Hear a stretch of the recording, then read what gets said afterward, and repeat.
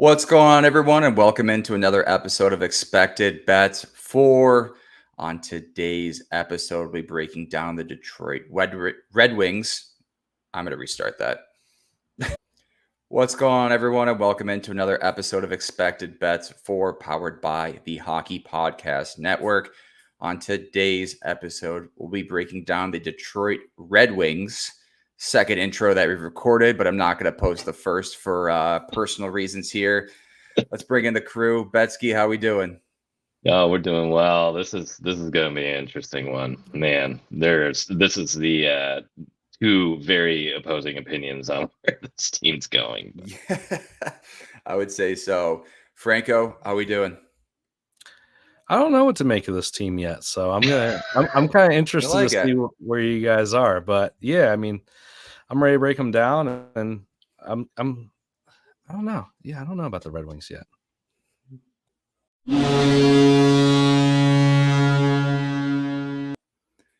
All right, let's get into the team preview for the Detroit Red Wings. Just missed the playoffs last year. The Stevie Y plan is still kind of on track, I'd say. It'll be interesting to see how this team progresses this season, obviously. Finished with 109 last year, 47, 20, and 15. They do make a few interesting additions here.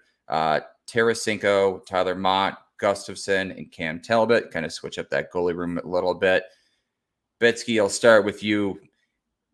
In terms of kind of the additions, Tarasenko obviously kind of jumps out in terms of providing some additional offensive support to this team, but Talbot's also another interesting name of, can he kind of be that number one starting goaltender that the Detroit Red Wings are hoping for? Yeah, I don't know. Yeah, that's kind of the Cam Talbot mindset. Yeah, I don't know. Do they not have any goalie prospects in the pipeline? What is going on? It's so bizarre that it's just been leftover and leftover and leftover from other teams or guys who are backups that they're going to try to give a shot to, and it doesn't work out. There's a couple teams like this in the league that just kind of spin when they don't have a good goalie prospect that they can at least start to prop up. But Detroit's been surprising that they haven't brought in a homegrown talent here. And Talbot looked good in LA, but I just don't know what the thought process is here. Is that because of the structure in LA? Is it going to be a collapse here? Because how many goalies have looked all right where they were before they went to Detroit and then just looked like absolute doo-doo? Yeah, I mean, Alex Nedeljkovic comes to mind right away, right? I mean, Husso wasn't bad, yeah. Like Husso wasn't bad, but no. I should have also mentioned that they did bring in Jack Campbell as well in the goaltending room. And it's I don't like. Oh, great. Yeah, I was gonna say I don't know if that's a minus. Rehashes. And so this will be the second year where they have like three goaltenders that just kind of rotate and have one all right night and then just lose all confidence the next because the team can't help them out at all. The last year, Detroit ended up 8th worst for goals against per game. Yeah, I mean, Leon coming from Florida was kind of part of that three-way rotation almost. When you kind of look back at it, and when they first kind of made the playoffs, and he was pretty good. And then last year, he didn't have a great season by any means, but he was kind of the number one guy. Finished with a 3.05 goals against average. Save percentage just over 900. So not a terrible season, but kind of not the guy I think they're hoping for by any means. Husso didn't really help out, only started 19 games for them. Yeah, it's interesting. I think Tarasenko is obviously going to be that big guy. Kane on the second line with him as well is another interesting. We're going to see kind of how they gel. Does Kane still have enough in the tank to really be a kind of top six forward? I don't know. It'll be interesting to see. But Franco, what are your thoughts kind of on the additions this team has made? It just seems kind of blah, I guess. I mean, Tarasenko is kind of exciting, I guess. But yeah, I mean, it's like the same type of guy that they've been like bringing in and then deciding they're not good enough and then just getting rid of them. So I mean, this team had some nice runs where they were exciting, where, you know, Kane looked like his old self for like a minute there and was scoring left and right, and Raymond was hot at one point Last where quarter of like, the season, Raymond was you were unreal. betting his point prop every night and he was scoring. It was just awesome. And I mean, even Larkin had some like decent runs last year, but he was another guy that like it felt like a down year for him. I don't know like if you look at it on paper like what his final numbers were, but it didn't feel quite right from him. DeBrincat was off and on. This team just kind of ran hot and cold, it felt like, all last year. And it's like now you bring in Tarasenko, you lose Perron, who kind of looks like he's on the, you know, definitely on the downturn of his career. What's he, like 40 at this point?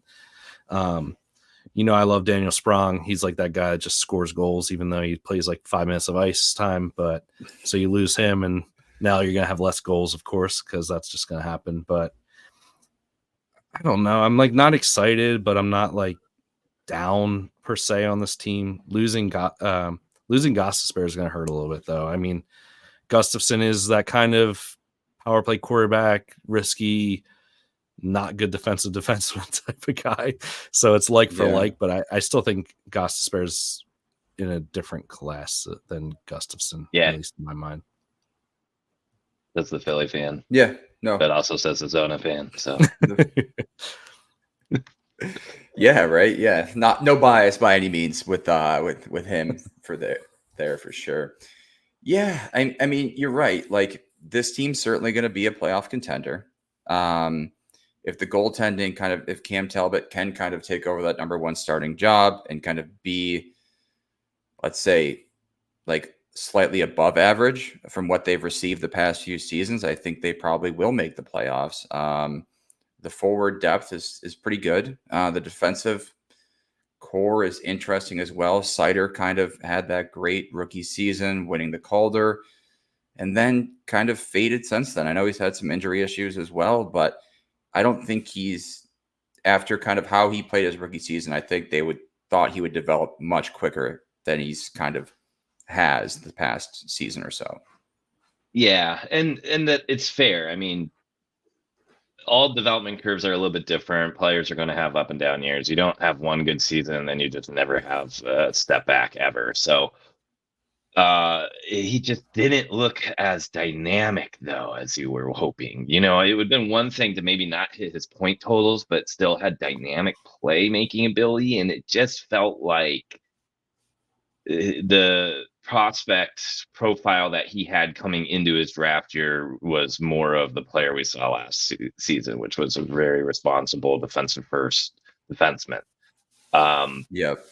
I think he is arguably maybe the most important piece to help turn this team into sneaking into the playoffs. Obviously, the goaltending is going to be a huge factor too, but forward group, you're not really worried about. A ton of vets, lots of Band-Aids, a killer top line. But the defense just kind of looks like this weird cupboard of old names, like Olimata still being there. Jeff Petrie is on the team now. It's just been kind of this like shuffling of chairs of old vets, and you got to wonder how these guys even build the chemistry with each other. But Seider and Edvinsson taking big steps this year would be huge for this team, and having a more dynamic blue line is something they desperately need.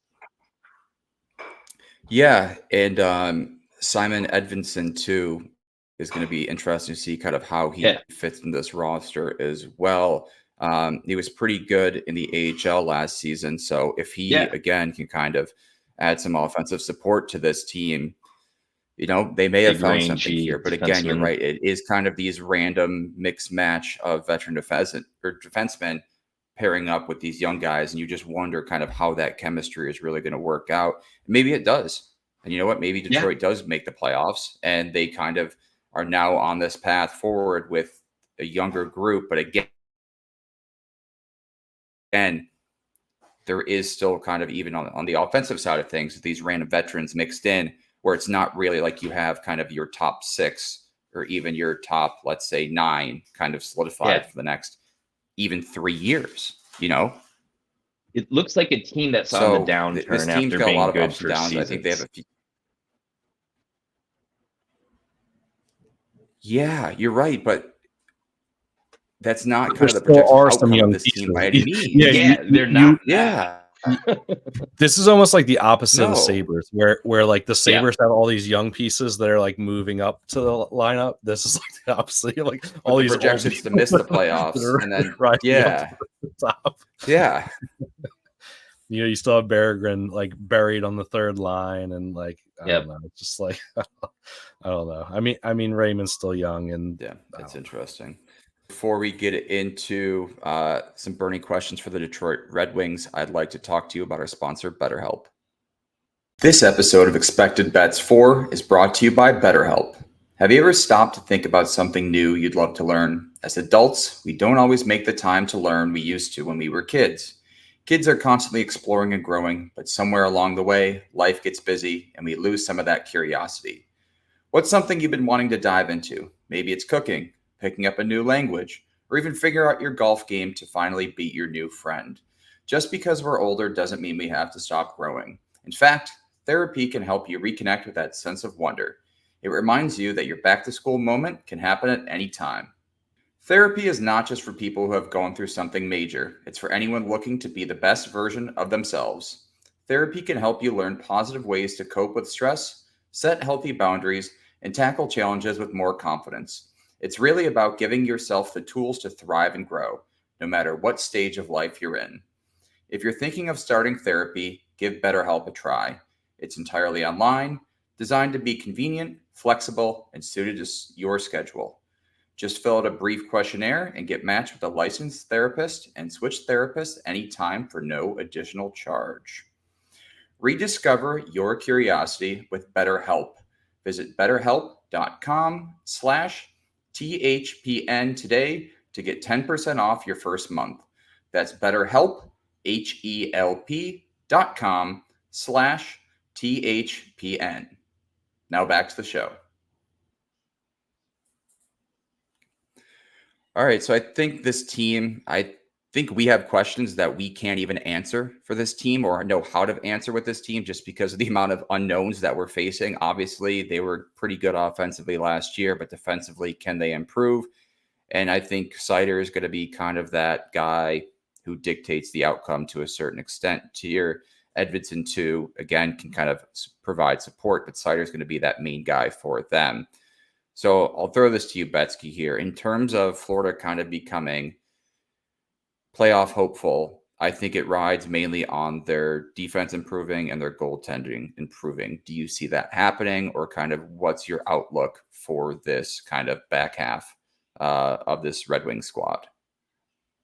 Yeah, I think this is going to be a team that kind of stays the same because, again, the division got tougher. I think this is a team that may have the wheels kind of spinning without moving a little bit more so than we saw last season. I thought last season they took that jump and were pretty much, I mean, they were tied with the Washington Capitals for points, but just didn't have the same, what they got bumped out of the playoffs because of divisional wins, or was it because of overtime one wins? Tiebreaker.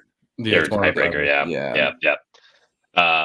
I am down on the Red Wings. I just don't like what Yzerman's doing. I think he's got a lot of contracts that are going to be log jams and roadblocks to the players who can be a little bit more dynamic and more important for the team in the long run, blocking the way. And I just don't think he's done anything to give me confidence in goaltending. I mean, Otto goes out and gets Allmark. Your division rival, who you had some of the best, bloodiest games against last season, went out and got the goaltender that you probably should have gone out and gotten. It's Markstrom going to Jersey. I mean, you had the opportunities to really go in and get the goaltender you needed, and you just screwed the pooch again. So I am down on this team. I just don't see the mix working, I guess. And I could be wrong, but that's where I sit with this. I don't see the goaltending propping them up. I don't see the additions being enough of a game changer for them. It just looks like the same team on paper, but some of the guys that I really liked for the team are gone, like Sprong and Gossesbear and Wallman. I don't know. Yeah. Yeah. I mean, you're right. Like Cam Talbot's not the goaltender you want to be bringing in when you don't have a solidified backup option that can. I mean, obviously, Leon played 50 games last year around there, but again, he wasn't fantastic. Jack Campbell is like your Hail Mary when you're down 21 with 7 seconds to go. It's just not happening. We've seen the story play out several times before. Like, he's not an option. So you really wonder, like, is Cam Talbot, like we talked about last season so many times, of like, does a goalie just need a new start somewhere else? Like, can he just find something? And we've seen it happen Hasn't before. that By happened all with Cam means, Talbot already? it has, yeah. It has. Who was Detroit's backup? Quick. After Quick had a terrible season, the year before he was great for New York last year as a backup role. Like, he found his stuff. So who knows? But I wouldn't say you're overly optimistic per se, like of what they have currently right now, unless it's going to be pretty much wait and see because you just don't know. Yeah. Franco, one question for you here too. So the second line of Comfort, Tarasenko, and Kane on paper looks pretty good. What's kind of your outlook here? And I guess pretty much if they don't click, if Tarasenko doesn't fit in with Kane and Comfort, this could be another disastrous situation where their offense was 9th in the NHL in goals for last year. And if they take a step back, it feels like the Yzer plan is really, really in trouble. Yeah, I mean, it feels good on paper at least. Maybe Berggren moves up too if Tarasenko doesn't work out. I think he's shown some flashes, at least in his limited playing time. So I don't know. On paper, these top two lines look good to me. I think the defense, like leading or like creating the play, is more where I kind of worry. Like, I think the forward group in itself looks good. And I feel like in general, like the power play should be decent because you have all these pieces that can mix and match, and you got to find, like, obviously you got to find the right combinations there. But yeah, I mean, Comfort was okay last year. I still look at him as like a third line center as opposed to a 2C, but I mean, at least he's defensively sound, and you know, he's known for his face-off ability, so that's not too bad. Yeah, I think offensively this team is fine. I just, again, the worries for me are in net and on the blue line. I think that's the hardest part for me to get over that hump with this team. And not to go back to Talbot, but like Ottawa tried Talbot too a couple of years ago and it failed. So it's like, why does this guy keep getting run as a starter? He's clearly a backup or a 1B, right? And you're gonna throw him out there. So I don't know. It's kind of worrying.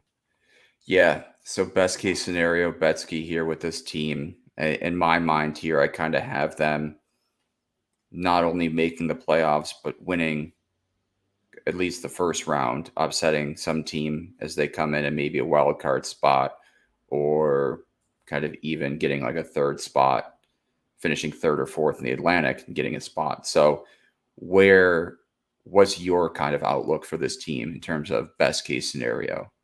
Is it just making the playoffs? I think so. Okay. I think I just can't see them getting through any other team if they make the playoffs with this goaltending, unless Talbot still has the juice that he was drinking in LA. But man, I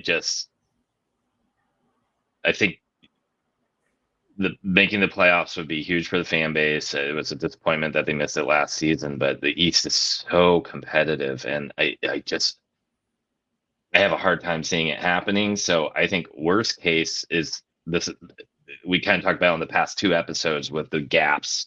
This one may be the smallest because there's no way this team's going to be outright bad, even if there's injuries. Yes. Even if Larkin misses significant time, you have the depth that you can kind of keep the motor going, even though it may be harder to win games. So I think you're talking about a team that just missed the playoffs or just makes it. And that's really your 2 outcomes here. So your worst case scenario is almost like there's 3 weeks to go. There's 3 weeks to go in the season and they're already out.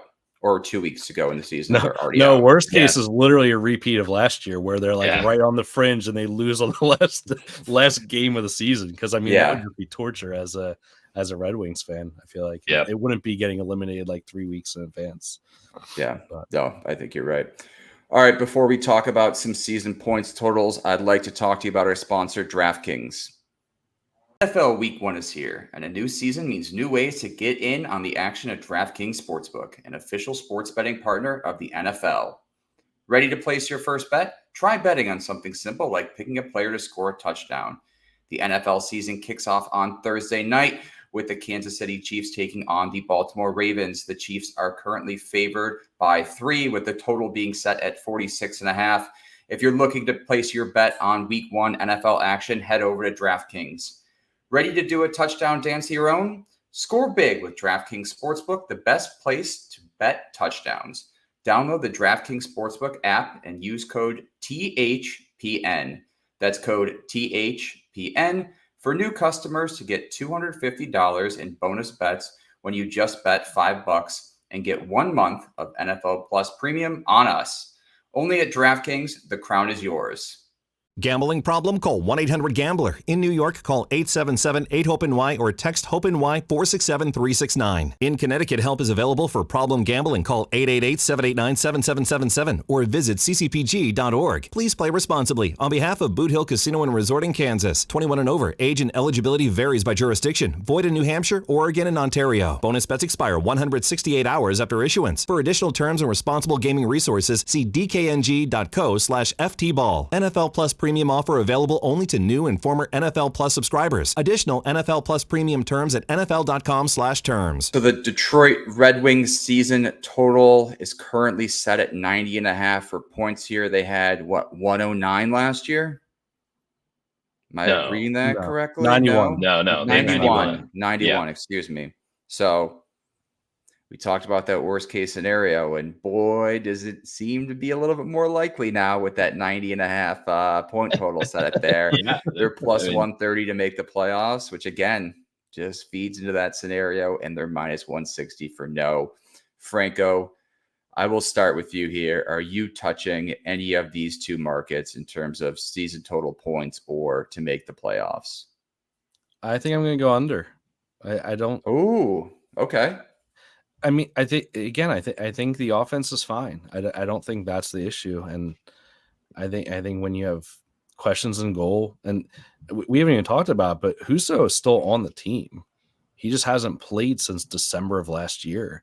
Wow. So, I mean, it's like, is he? They say I just read an article real quick. It says that he's like projected to be ready for the start of the regular season. So now you got like 3 guys plus Jack Campbell, which I'm not even gonna like discuss that. No, that's 3 guys. You're right again, originally. Like, now you're doing this like juggling every week, like every game. It's, I don't know, man. That inconsistency in that and not knowing who's going to be out there. Like, how do you, as a forward or as a defenseman in front of that, feel confident any night? I feel like this team misses the playoffs again, and I don't know. I don't love it. Now, if they go out and they're able to acquire somebody at the deadline, say they are in that playoff race and there's a few weeks left and they're able to acquire somebody and maybe bolster their blue line or whatever, that maybe then we can look at this team a little differently. But yeah, I mean, right now as it sits, I go under because I just don't think that offense is enough to get them over. I feel more excited about the Sabres number than I do about this number just being so high. Yeah. I mean, it is interesting. Betsky, do you have any thoughts on either of those markets? No, and I don't want to play the plus 130 for making the playoffs. There's not enough value there to me. So I'm just going to leave it alone. Yeah, I got too many questions. This is a team that they could hover right there, and I don't want to be sweating out Detroit Red Wings to get over 90 points. Yeah. Because then you have to watch them too. Yeah, that's the bigger thing is you have to spend your Thursday and Saturday nights sitting in front of your TV sweating out Detroit Red Wings games. But yeah, I think the division, conference, and Stanley Cup markets are off the table for the Red Wings now. I think all of us are pretty much in agreement with that there. Player points is another interesting here because we do have a few options. So the Brinkat is at 68.5, excuse me. Kane's at 66.5, Larkin at 74.5, and Lucas Raymond at 62.5 here for points. Raymond is a guy that I wouldn't mind kind of looking at again. He had 72 last year. Stays on that top line with DeBrincat and Larkin. If Larkin can kind of be healthier throughout this season as well, I think that's only going to help him kind of generate more offensive production. So that was my initial thought here, was Raymond over 62.5 points. I think that's pretty fair. Betsky, did you have any guys you're looking at, even in the goal market? Didn't talk about it, but I kind of figured that we weren't really going down that path with this team. No, yeah, I do like that Raymond point total quite a bit. That's a really nice option there. Larkin scares me a little bit at 74.5. He hit 79 2 seasons ago, but it's the health issues. Yeah, he's struggled a little bit to stay healthy, and even this past year he was almost a point per game. But I think he only played 68 games and maybe had 69 points. So then he was actually above a point per game. But yeah, if that top line slows down at all, I have concerns about what this team can do as far as goals for per game. Last season, they were, I believe, the top team for the first 2 months of the league or the season, and had one of the best power play units. And then they finished ninth for best for goals for per game. And I think that was still because they had to outscore opponents. They had to race people because it felt like every game was like a 5-4 game, and Detroit just would manage to somehow get 5 goals. It was weird. So for player goals, I think that the Brinkat one at 29.5 looks a little interesting to me. I mean, I think he has potential to really kind of be the quote unquote Pasternak of the team, I guess. But that whole top line can score. So kind of a weird spot where, you may have all 3 or 20 goal scorers on one line. Yeah. I mean, he had 67 points last year and his current total is at 68.5. So, I'd almost go more towards the points there in terms of just making sure he gets on the score sheet. Yeah. And you talked about the top line not performing. That second line too scares me too, with Keane getting older, Tarasenko and Comfer there. If the top line goes, the worst case scenario may not be the worst case scenario that we thought it was. True. Franco, did you have any thoughts on kind of the points or goals market? I think Raymond's the guy. I mean, you're looking at 62.5, which is the lowest of all 4 of the names we listed, and I think he's the youngest and most exciting of all 4 of them, and with the least health concerns. I mean, Kane is he's still coming off of the issues he had previously, and Larkin has had issues as well. So that's definitely where I would look. I think this team, in the season, will be fun to bet on at certain stretches. I think there will be times to bet point props and shots on goal props and stuff like that because of the way they're constructed.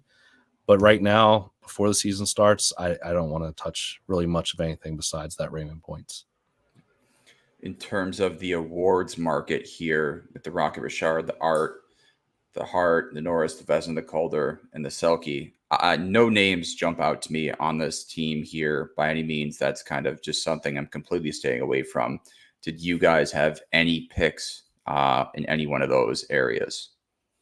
The only one that's really interesting to me is Seider for the Norris. And that kind of goes into what we were saying before, having a big bounce back and a big kind of step in his development. But plus 7,500, he's going to need to put up a lot of points too. But Detroit's a little.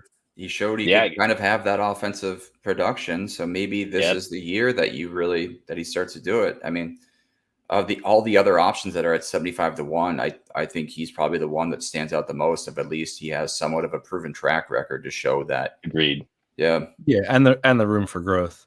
I mean, honestly, the other one is Comfer for Selke, because Selke is just such a what the hell constitutes Selke besides just being a good, relatively decent offensive player and a good, So I did a deep dive on the Selke last night. I'm not proud of it, but I did look up a bunch of stats. So the main few categories were being a center. I think centers have won kind of pretty much all of them in the past 10 years. So face-off percentage above 53, a plus minus above 20 or more, the strong Corsi, and then PK time averaging over like a minute or so.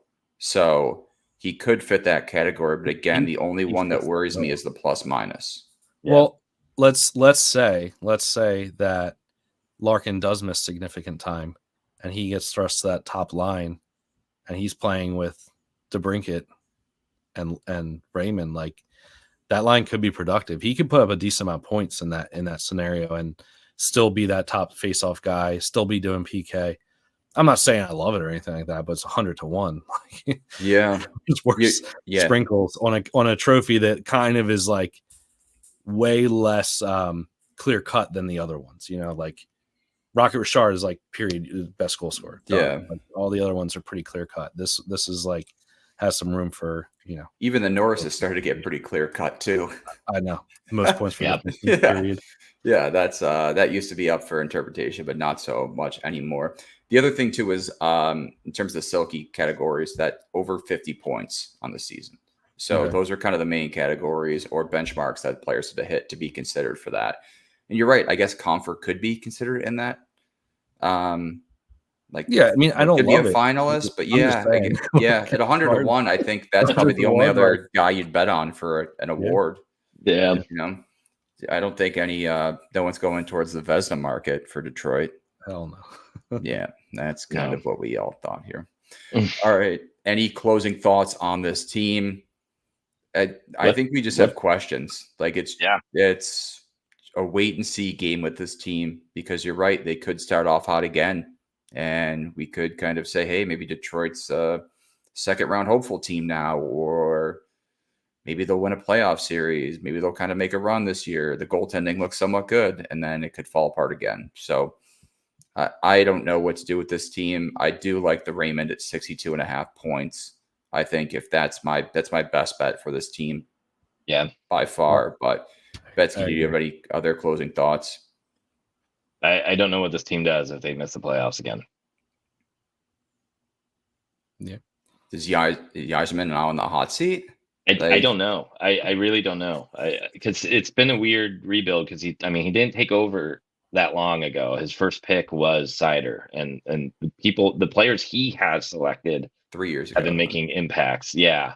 And it's just a shame that he wasn't able to be there from the get-go. And it's not like they've had any lottery luck, but man, it's like even the players they've been drafting recently are very safe, like high floor, low ceiling type guys in the first round. So I don't see where like elite skill is coming up the pipeline. Edvinson's really kind of the last premier player they drafted recently.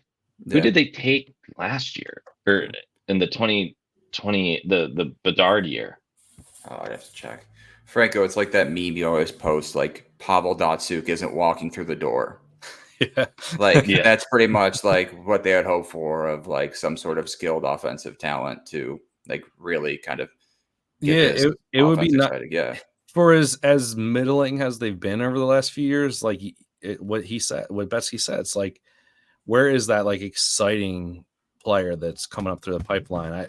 I feel like they've drafted like okay, and like the guys, you know, when they select them, you're like, okay, yeah, that guy could be pretty decent, but like none of them are like a 1C or you know, first line right winger or left winger. Like it seems like the ceiling is like second line player type of players, and like that's fine, but like who fills in for Larkin in a few more years, or DeBrincat when his contract expires? Like Kane's not going to be there forever. Like like you said, it's like this team feels like a team that's on the decline from a playoff run that's lasted for 4 years, and that's not what the case is. It's like a weird mix of veterans that are on the downturn that fill out the entire top of your skill tree, and half there's your no one defensive to core too. Yeah, and there's no one to replace it. There's no one Yeah. that's you're excited. Like Berrigan's your most exciting young player. Like, and Raymond. I mean,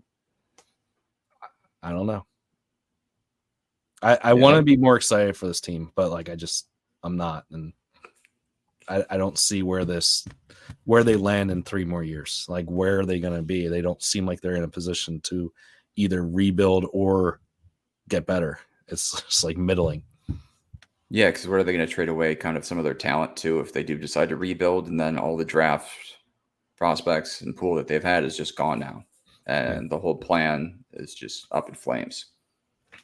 So, all right. Well, we want to thank everyone for listening to this episode of Expected Bets 4. You can check us out at Expected Bets 4 on all of our social media, including Twitter, Instagram, and YouTube. We have plenty of more content coming out soon, so be sure to stay tuned there as well. We appreciate everyone for listening, and we'll talk to you guys soon.